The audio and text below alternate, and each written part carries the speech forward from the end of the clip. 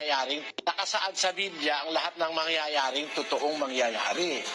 At isa sa pangyayaring mangyayari, yung nasa ikalawang Pedro 3, Gs at 7. Datapwat darating ang araw ng Panginoon na gaya ng magnanakaw, na ang sangkalangitan sa araw na iyan ay mapaparam na kasabay ng malaking ugong, at ang mga bagay sa langit ay mapupugnaw sa matinding init, at ang lupa at ang mga gawang nasa lupa ay pawang masusunog.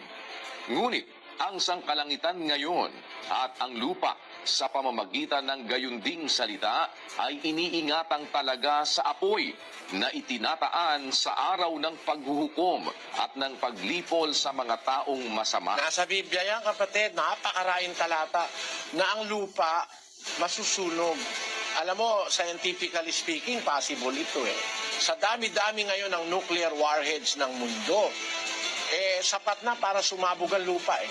Pero hindi magugunaw ang mundo dahil dyan sa mga yan. Kundi, ayon sa Biblia, ang magko-contribute sa pagkagunaw ng mundo, yung pagkasira mismo ng atmosphere at saka yung ating space that surrounds the earth, yung tinatawag na langit, yung firmament.